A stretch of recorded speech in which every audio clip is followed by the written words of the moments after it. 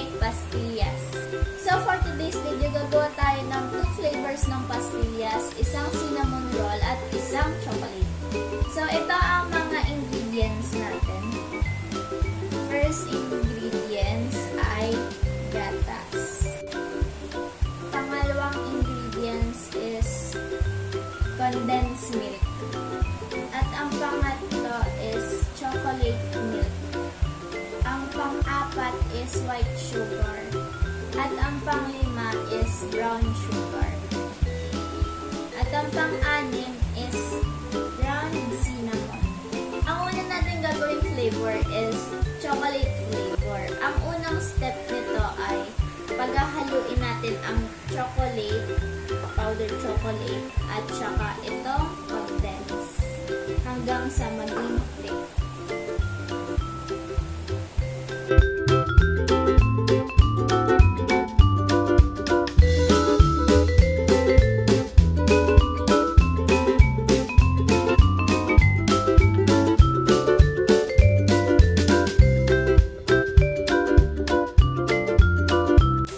So kapag ganito na yung consistency, ilalagay na natin ang gatas. Haluin natin to hanggang sa maging parang dough yung texture.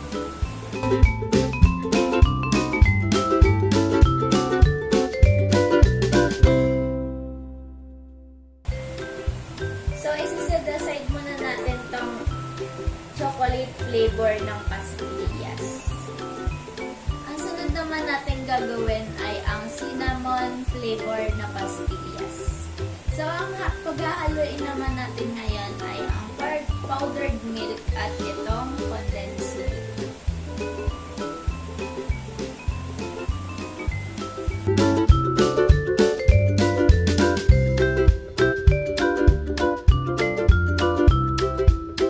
So ngayon nagawa na natin ang 2 flavors ng pastillas. Isa nitong cinnamon at isa nitong chocolate. Pagpapahingay natin ang dalawang to ng 5 to 10 minutes. So habang nakaset aside itong 2 flavors natin ng pastillas, paghahaluin natin ang brown sugar at ang brown cinnamon.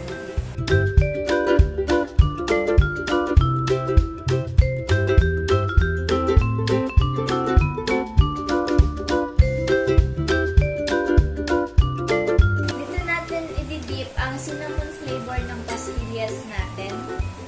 At dito naman ang chocolate flavor ng pastillas sa white sugar. So dahil ang inuna nating flavor ay chocolate flavor, nakapag-rest na din siya ng 5 to 10 minutes.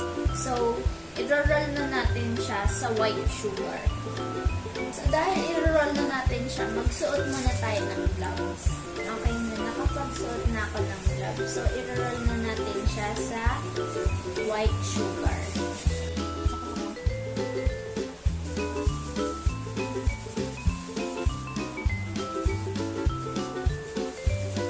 Ayan na. I-roll na natin siya sa white sugar. Uulitin lang natin yung proseso hanggang sa maubos natin ito.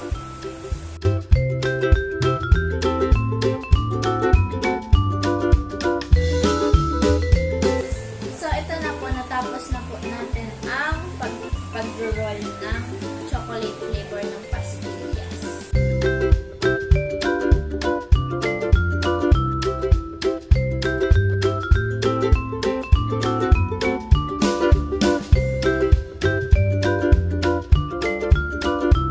Next naman po ang ating cinnamon flavor.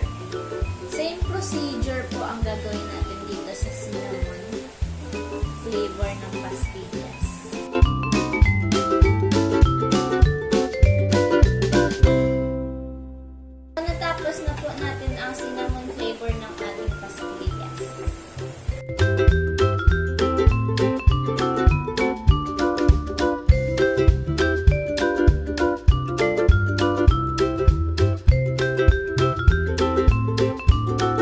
na po natin ang 2 flavors ng ating pastillas.